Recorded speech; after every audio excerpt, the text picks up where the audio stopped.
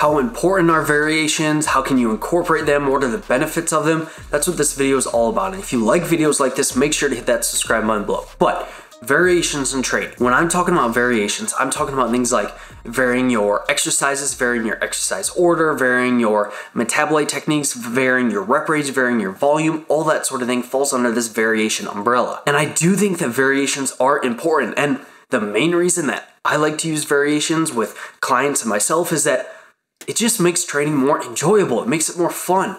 You know, a lot of people that are doing this probably aren't doing this to be a competitive, ultra competitive bodybuilder. So with that caveat, I think it's really important to make sure that your training is fun and enjoyable, so it's something that you can do for the rest of your life and something that you actually enjoy doing. Because if you're spending, 8 to 10 hours in the gym every week, and I'm not saying you have to spend that amount of time in the gym every week, but if you are, that's a lot of time of your life you're dedicating to this. And if you're absolutely hating it, then man, is that a good use of your time? And if you enjoy your training, I think that you'll also see better results. And from a physiological level, it also makes sense to have some variation because you might provide a little bit of a novel stimulus to certain fibers that you're not training. You might hit the muscle in different angles and fully develop a fiber a little bit differently. You might develop a little bit more strength working in a certain rep range. You might develop a little bit more muscle working in a different volume range. All these sort of things can potentially have benefits. Blood flow restriction training, you might incorporate more satellite cells and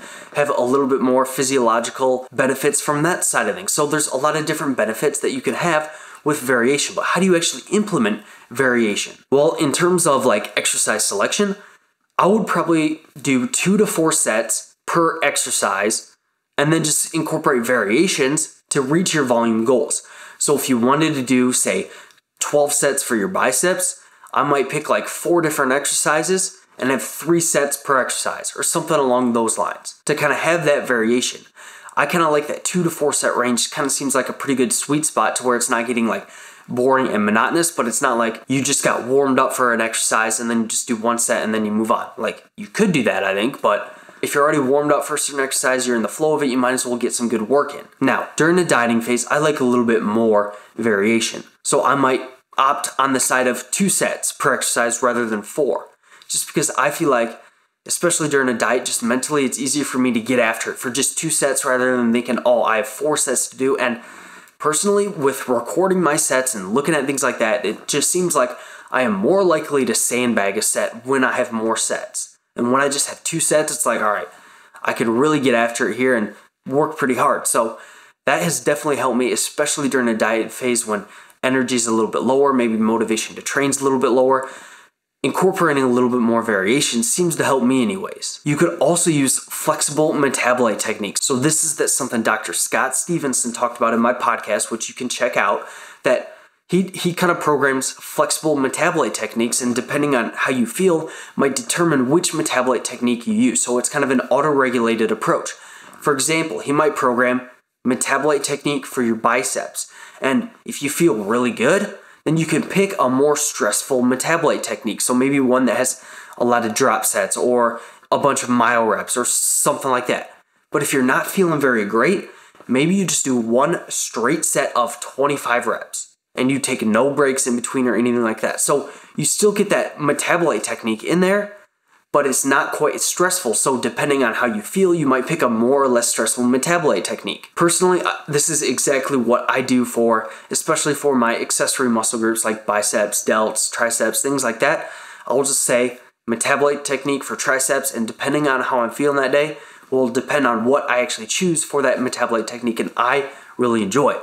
But another thing that Scott talked about was kind of auto-regulating the weighted stretch. So there's a potential benefit from the weighted stretch. There's a little bit of research in animal models, so take that with a grain of salt, that it could potentially result in pretty significant hypertrophy. And this is something that, like John Meadows will talk about, is beneficial as well. And what Scott will do is he'll prescribe some sort of stretching for a particular muscle. Let's say he prescribes stretching for the lats.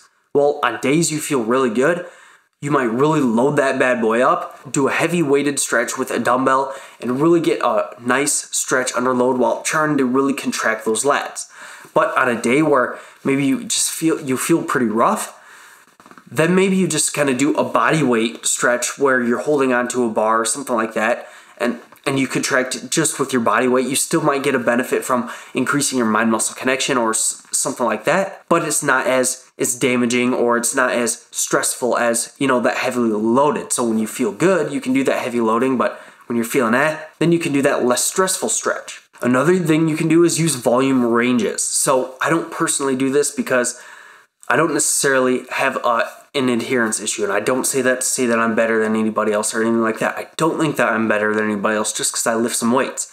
But something that I've done with my sister, for example, who tends to have a little bit more adherence issues, is use set ranges. So I'll prescribe you X amount of exercises, and I'll just say do 2 to 4 sets per exercise.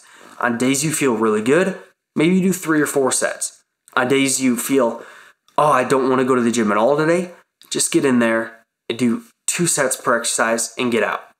So this way it kind of provides that flexibility, provides that autonomy, and allows them to still train, still get some work in when they're not feeling good. And the way I have it set up is that even if they just go in and do 2 sets an exercise, they still might be in that 8 to 12 set range per muscle per week.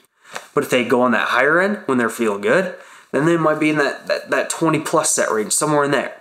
So kind of still within a decent range between your MEV and MRV. And this tends to work well for adherence issues, and she's seen great progress with that. Now, with all of that said on variation, I still think that it's a good idea to pick a handful of exercises that are kind of your staple exercises. Exercises that feel best for you, that you progress well with, that you have good technique with, all that sort of thing. I recommend picking a few of these exercises and either keeping them in all the time or rotating them out pretty infrequently. So maybe you stick with them for 4 or 5 mesocycles at a time, maybe 3 to 5, take them out for a month, and then you kind of rotate them right back in.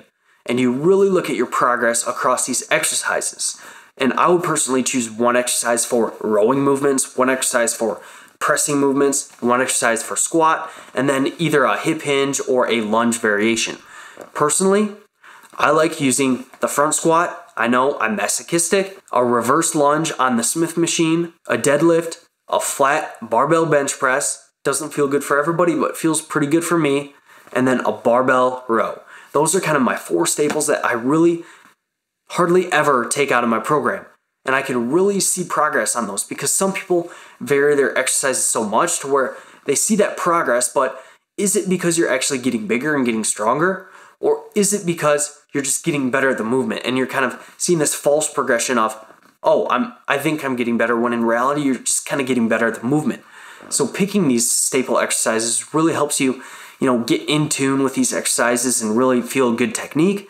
Plus it allows you to see progression over the long term, because I do think that it's very practical and it's important to get stronger over the long term. Now, over the more short term, we do have a little bit of research that says, hey, just increasing volume over the short term without an increase in load does increase muscle size. But over the long term, I think that it's very practical to get stronger on a handful of exercises. And the more people I talk to on my podcast, the more it's like, yeah, man, if you're strong at a handful of core exercises, and especially if you're strong for reps across a few sets, you're gonna be pretty big. And as for other exercises, I really like rotating in at least 1 new exercise per muscle per mesocycle. So each month I like to have at least 1 new exercise. Now, for my triceps, delts, and biceps, I literally just program a set number every single week for those muscle groups. So for biceps, I'll program 15 sets this week.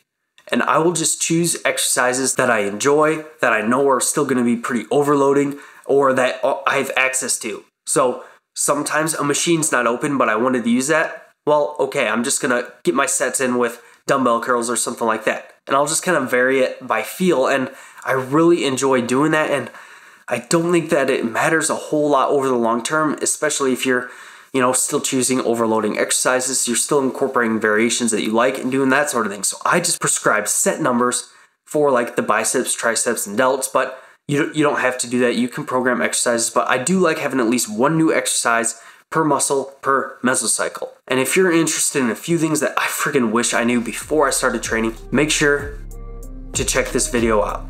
Thank you so much for watching. I'll see you in that next one.